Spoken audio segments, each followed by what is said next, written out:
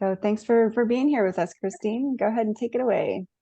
Yeah, thanks for having me. I'm really, excited to do this and to share with you and to be able to give my knowledge and education. I have hair loss. I lost my hair 20 years ago, so I wear wigs continuously all day. I've never stopped in all these years. And my hair loss came on very unexpectedly and very quickly. I think with my age and where I was in life. And 20 years ago, we didn't really have a lot of the options that we have now. It was really limited. I knew nothing, and there wasn't a whole lot out there, and it was very intimidating. And I think that it's one of those things that it is intimidating for everyone. It doesn't matter what your situation is, what your hair loss journey might be, if it's temporary, if it's permanent. It's as much as we don't want to say that it's part of our, it's a vanity thing, but your hair really is a lot of who you are and that confidence that you have. And so, we it's an important thing. So it's nice to know that there are so many options out there for us. So I'm just gonna, I think we're just go over like kind of a WIGS 101 just to give you the basics to, put out there the key things to know, to look for, to keep in mind when you're out there on this hunt for your replacement hair. And then yeah, there's all kinds of veins we can go down with each one of these key points I'm going to give, but we'll just stick with the basics for now. And I'm always happy to help anyone direct with any questions. That's what I do, and I want to be there for anyone that needs help. So basically, when you are looking for alternative hair, you the most important thing that you need to start with doing is getting measured. Wig, they vary in size. You might think, oh gosh, so many people are like, oh, my head is so big, and then they find out they have a petite head. So it's really important to know what your size is. And many, many times you will go into a brick and mortar store, wig salon, and they won't measure, or maybe they might just do one measurement of like circumference, and that's not adequate, actually. There's three different measurements that you will do. And there's videos that you can find or that can be sent to you on how to do these measurements. So you can walk through the videos, and there's also documents that you can find online. But you want to make sure that you get all three. So the first one is circumference, which is just going around, and you follow certain areas like the occipital bone in the back, the area of where your front hairline is or was. To determine a front hairline, you're always going to go 3 to 4 fingers from the eyebrow, and then that'll give you an idea when someone has permanent hair loss of where that front hairline should sit. So circumference will be that first measurement. Front to back, you will go front hairline to the back of the nape of the neck, and then an ear to ear. And that's the biggest one that I think people just either skip, and it's the most important. They either skip or they do it incorrectly. And so it is not ear to ear, it is actually 7 inches from the front hairline to the back of the crown, and then from ear to ear. So it's almost like you have an angled headband on. So very different in a measurement than just going direct ear to ear.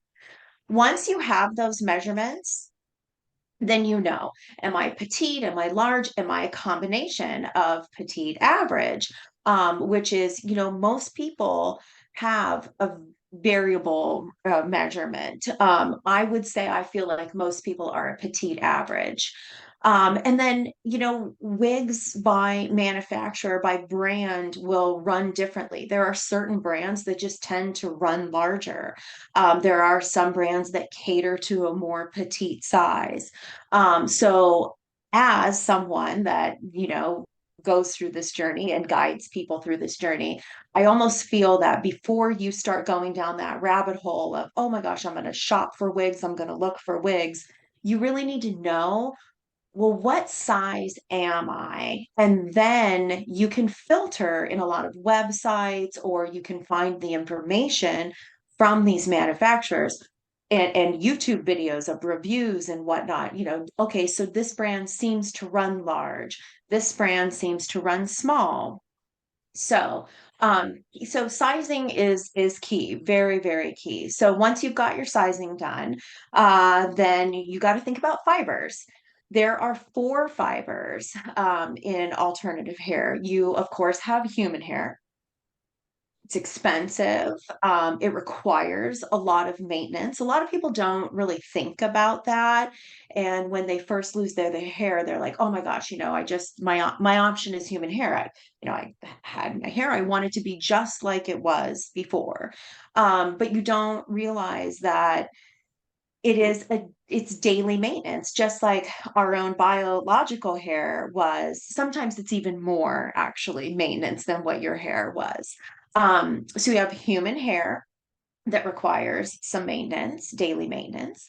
You have a blend of human hair and heat friendly synthetic, which means it's usually about a 40-60 blend. And that would be human hair and then the heat friendly synthetic, which is synthetic hair that has a coating to it that allows you to withstand heat. So you can use a hot iron or a flat iron, you can use a curling iron, any type of hot tool, a blow dryer to bring some curl in or to straighten something that is curly.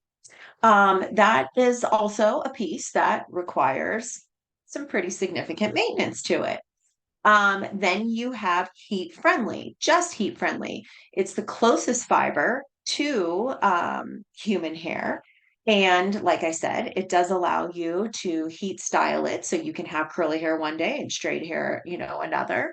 The lifespan of that fiber is probably is not as long as traditional synthetic or even human hair.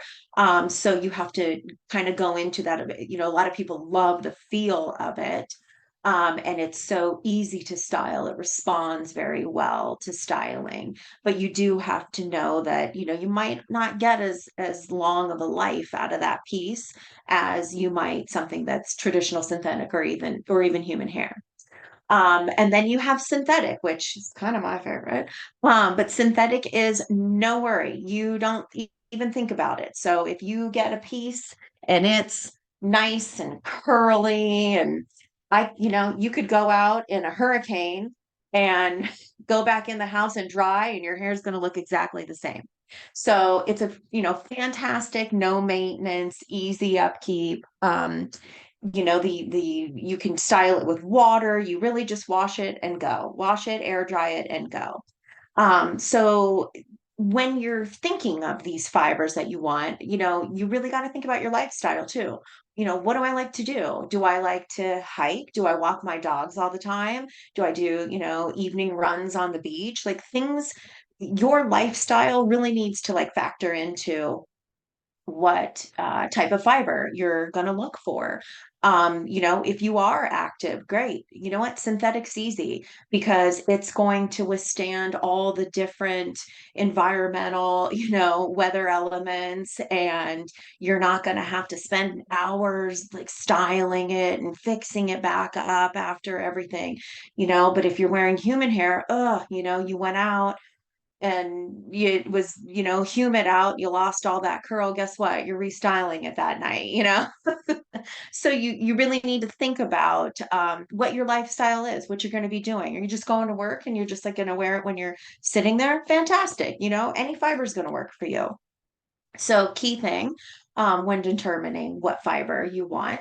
And then you're going to look at cap design, and there's two different types of cap designs, and then there's multiple features on every wig. So the first cap design is going to be a wefted piece. And that is kind of just lines. You're going to see these open wefted lines back and forth from ear to ear through the cap. Nice and ventilated. You can, put barrettes and clips and all kinds of things in there. You're not going to hurt the wig. You're not going to hurt the cap. It's very comfortable.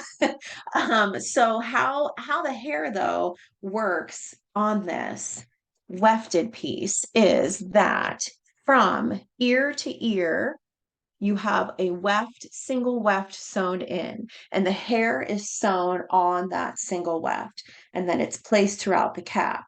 When you have something that's short, it really doesn't matter. You don't have a ton of hair movement to a short piece. It still moves great, just like any biological short hair would.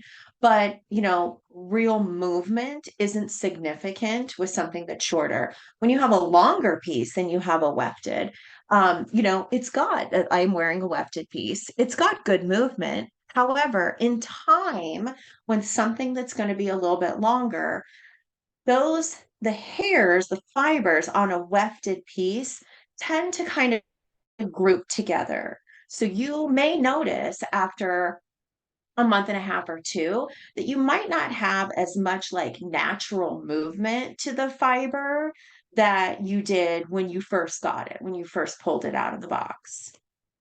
So that's always something if you're going to go with something that's got some length, always something to think about. Your alternative, if you want to have that free movement, would be a hand tied piece. So it's more of a closed off looking cap. However, ventilation wise, they're both the same. So if you're in a humid area and you're worried about, summers and wearing a wig and oh my gosh, am I going to get overheated? I better go with a wefted.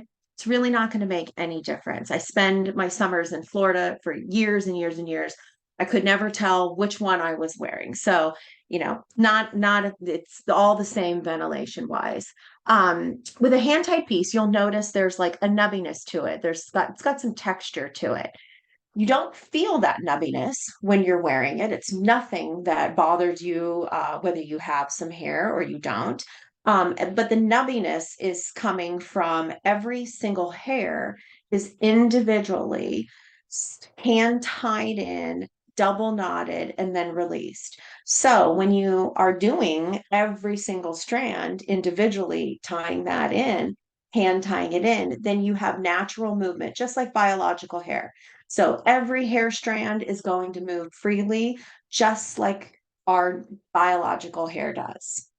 It's easier to like style if you're doing like, updos or you're pulling it back. You're going to have just more natural free movement of those strands. So there's some ease to styling, there's some ease to movement. And in time, these fibers will not group together like those fibers on a wefted piece.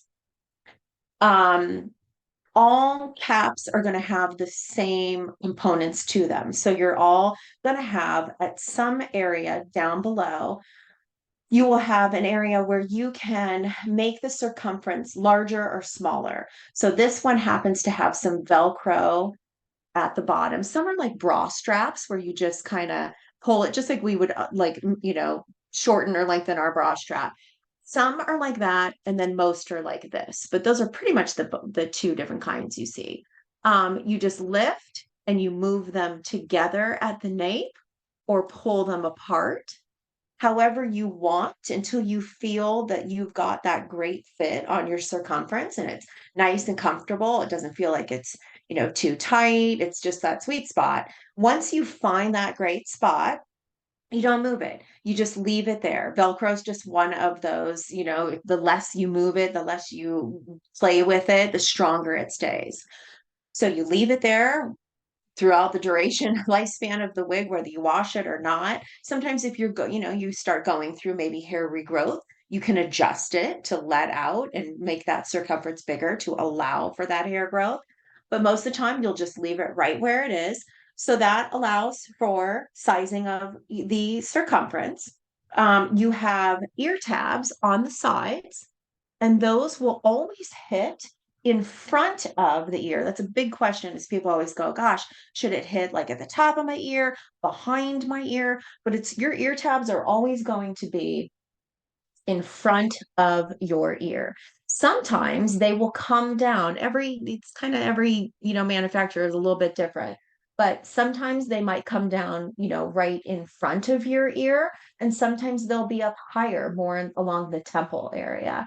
Um, that is a great, there's two fantastic things about that. One, you can use those ear tabs when you have your wig on to kind of move it around and adjust it and get it in place where you want it to be. Then once you have done that and you're good, you can press those metal stays in on those ear tabs, and they just kind of grip your temple. They'll just acts as almost like a little like added security almost. And so that will just kind of hug and kind of creates a nice fit for that ear to ear measurement. You will hear monotop. That's going to be a big thing when you're like searching wigs or whatever. They'll talk about monotop. Monotop is this area at the top of a wig, right? Where like the top of your head will be, the scalp. And that will be how you can, what if someone is looking down on you, or if you're taking your glasses and you're throwing up on your head or something, and your hair shifts, that's going to give you a natural look of a scalp. Now, most people are not like looking down at your head. And that's something we have to learn to think about, because we worry about that as new wig wearers. No one is looking down on your head, but it is nice to know that if you shift your hair or use your glasses or whatnot, then you do have, it's going to look like that skin. It's going to look like scalp. You can also, when you have a mono top, this one is a full mono top. So when you have a full mono top, that means you can change the part any way you want. You can go down, part it in the middle, to the left, to the right. You can do half up, half down. You'll see scalp. Gives you that versatility of really changing your look. Some of them will have just a half part, like this one does. That part is set in. It's a left part. Sometimes I don't know why, but almost all of them are always a left part, because we all look better with a left part. But it's a left part, and that'll be set. So you can try to alter it. It never seems to lay quite right, to be honest with you. It's sewn that way. This is hand tied in this area here. So it's meant to maintain that part that is set already in the style, which also makes it very easy because you don't have to set it or adjust it at any point. So it's just kind of, what works for you. Then you have your lace front area. So the lace front is always going to be right in the front here. And that just gives you a natural looking hairline. It creates a hairline. There's mini lace fronts that are just so minuscule. They're so difficult to even detect. This is just a traditional one, which is what I have on. Sometimes there's no rhyme or reason, but you might get two wigs and you're like, gosh, I feel like this one, I can't see my lace front at all, but this one, I feel like I kind of can notice it. Like someone might pick up on that. There's tons of things you can do. You can always trim a lace front back. It's good to have the appropriate scissors, something sharp and small that's easy, really easy to get in there and angle with. And there's videos that walk you through how to do that. But you can cut it back. You can use concealers. You can use powders. You can use hair fibers. I, for years, just used eyeshadow. So there's so many options for, disguising that lace front. If it's something that's even noticeable, 9 times out of 10, it's not even going to be noticeable. There's also, a lot of people you'll find that, they really, you kind of, you got to make the wig your own.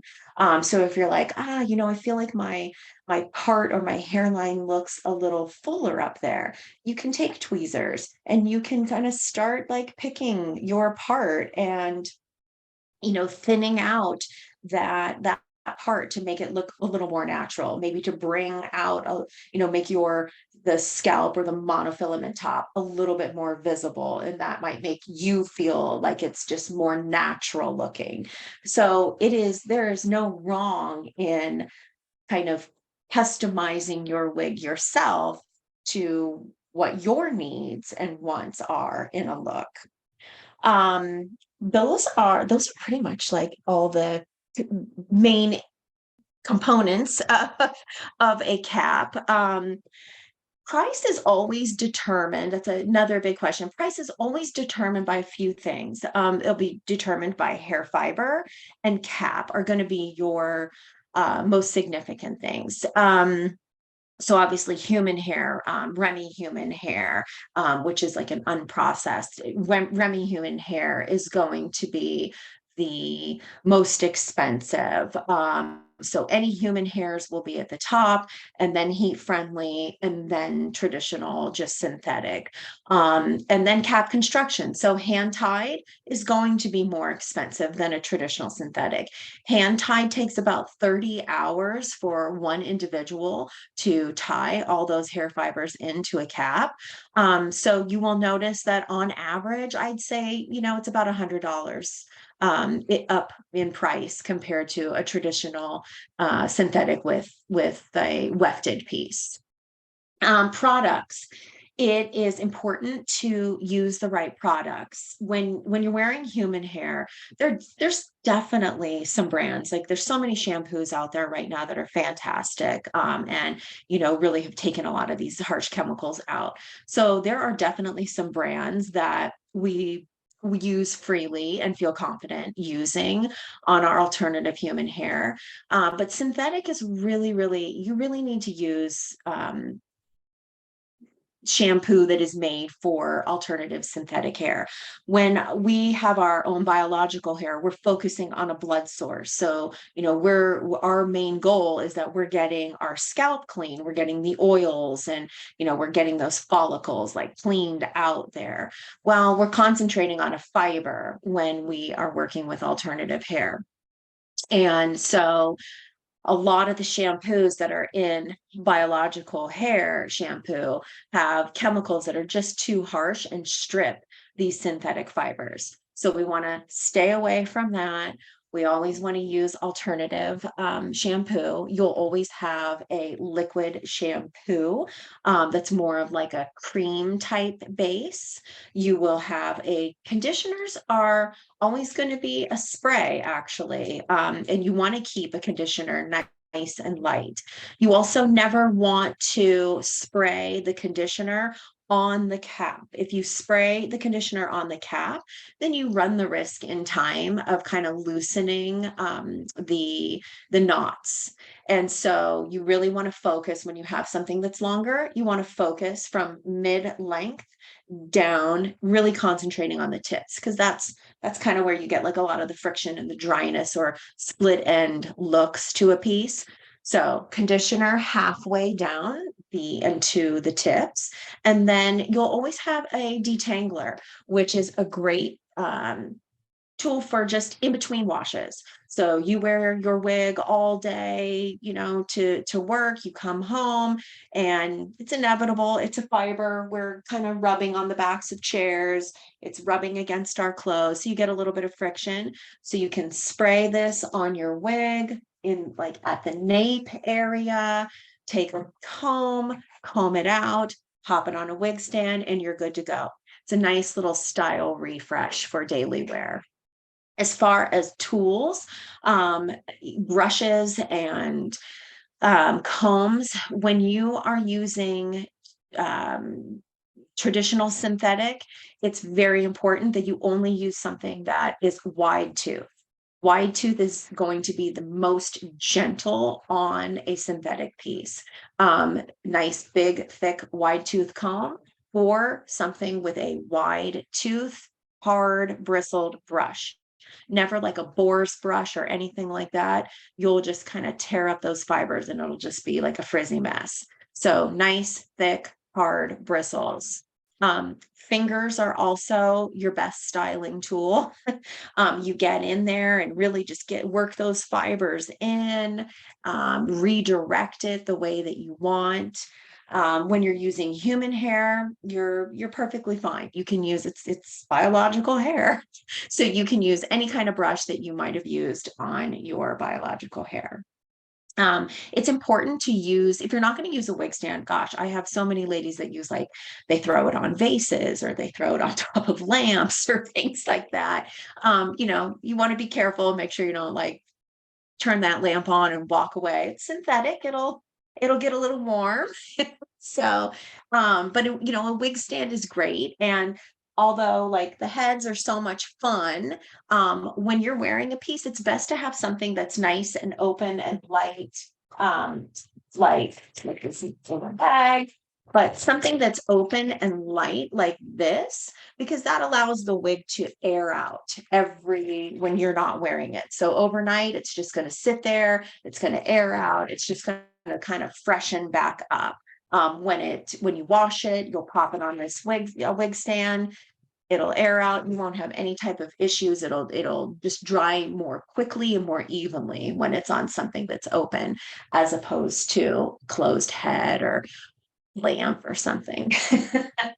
And then another thing to think about is, heat. A lot of us don't, especially, new wig wearers, you don't think about, but when you're like cooking and you're like by an oven, you're getting into the oven or things like that, that synthetic fiber can react to the warmth of ovens and things like that. So you just I always steer clear of any type of cooking in with my oven or barbecue or anything like that when I'm wearing a traditional synthetic piece. So those are pretty much the 101 wig basics.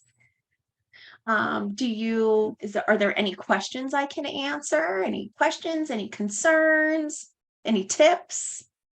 Yeah, that was really exciting. Sorry, my camera stopped working partway through, but that was really fun. It's okay. I would do Technology. I do have a question for how the different caps feel on the scalp. Like, is there a Yeah. difference, or the fibers themselves? Like, is there a difference between how the fibers feel on the scalp through the cap? No, there's not. No, there's not. Obviously, human hair is the softest, but you don't feel the hair through the cap. If, there's definitely, everyone has sensitivities, especially, considering anything that they might have gone through or medications that they might be taking. And so I always recommend, it's such a personal preference about what's going to be under my wig. I don't like having anything, and I have been completely bald. And then I have been to the point, like now, where I have a little bit of hair. Either way, I didn't want to think about anything else going on my head other than my wig. Like, this wig is on, it feels good, it's staying on. In the beginning, was at a point where I didn't know what size I was, so everything was too big, but I could feel my wig cap lifting up over underneath my wig. And that's not a fun thing when you're out and about, you're already like, so it's a personal preference thing. But I always suggest that if you decide you do want to have, maybe you have some sensitivity issues with your scalp and you want to wear something just to kind of protect your scalp or make it more comfortable, bamboo wig caps.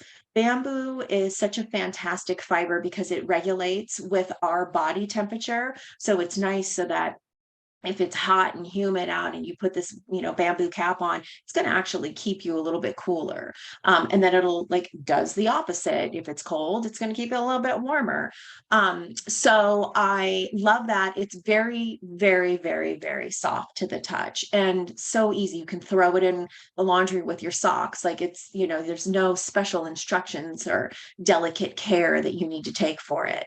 But a bamboo cap is by far what I would recommend if you feel the need to wear some sort of cover, grip, or anything underneath that wig.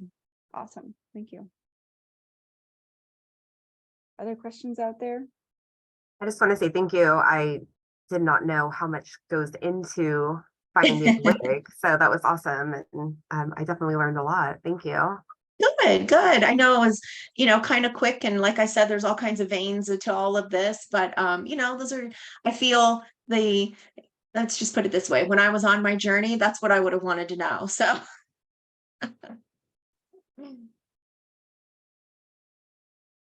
Does anyone have any questions for her? I don't have any questions, that just comment. I know because I've been on a long wig journey myself too. Yes.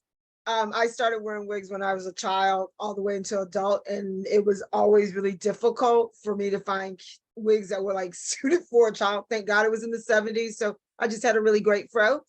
But wig cap size was really important. And then now we notice now with the newer wigs, like depending on what you want, like the weight. Like I made a mistake and ordered a wig that had so much weight. I was like, oh my God, like this is so so that was a quick lesson. I was like, lesson learned. But I was like, of course I want more weight. And I was like, no, not necessarily. Maybe I don't. Maybe I don't. Maybe I don't. I was like, I need to rethink that. But that was a fun little situation. But that was something, and the one thing I like that I agree with you so much on, Christina, is like, just there's so much more that's out there. I was telling Lauren like a long time ago, like as an African American woman, like just getting a wig that was like closer to my texture, that was not something that was always readily available. And if it was super, super expensive. And now I can get a wig that's closer to my texture. If I want braids, I can get braids, I can get dreads. There's just so much out there, which is really, really nice, because it's just like, oh, I'm gonna go Beyonce, have my 30-inch. Yeah. And I love it. Yeah. I mean, it becomes, when this is your lifestyle, I love when people embrace it. Why not? Yes. Right? Why not? I'll be a redhead tomorrow. You log in, I'll have a I know, I'm short already brown loving your pixie. hair color. I'm like, that might be a hair color you might see me in next, because I'm like, I'm loving the color wave there. So yes. But no, I mean, that's the fun thing. I think like for me too, it was a journey, and I had to learn to embrace it. And before where I didn't want people to know that I wore a wig. Now it's just like, I'm like, when I hear people talk about bad hair days, I'm like, oh, I never have a bad hair day.